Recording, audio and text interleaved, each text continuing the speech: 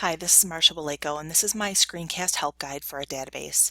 I decided to use BadgerLink because I think the variety of sources that are offered on this site are just amazing and for any educator in any curricular area. The one place that I decided to look specifically would fall under the All Resources category right here. And what you would need to do is scroll all the way down to Wisconsin Media Lab, and I already have this open up in another tab here. On the Wisconsin Media Tab site, there are a ton of sources falling under all areas of the curriculum.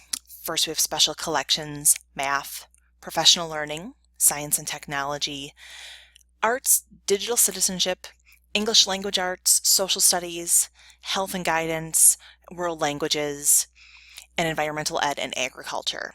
So as you can see, this is one site that a variety of teachers would be able to use from kindergarten through 12th grade.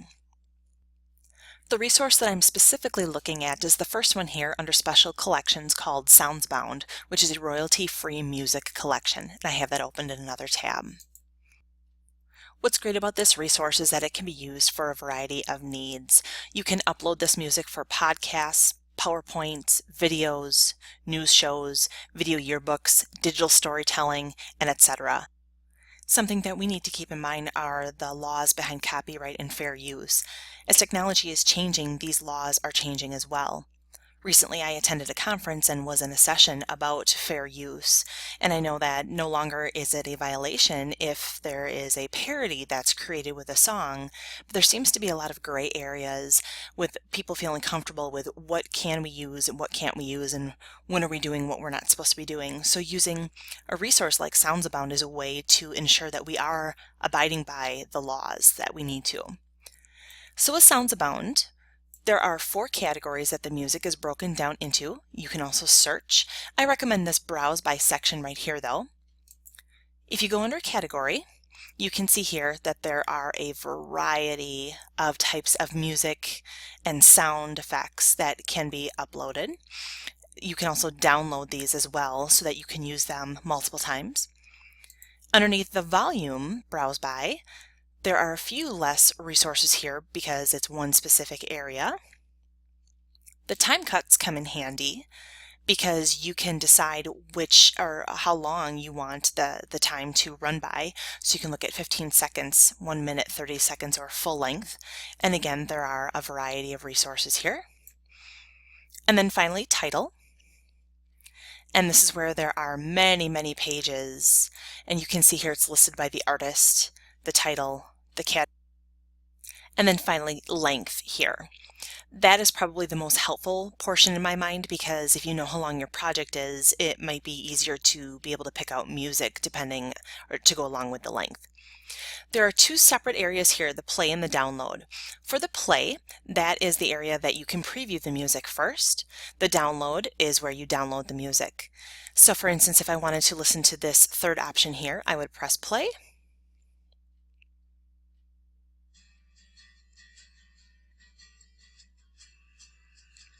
And I can get an idea with what that sounds like.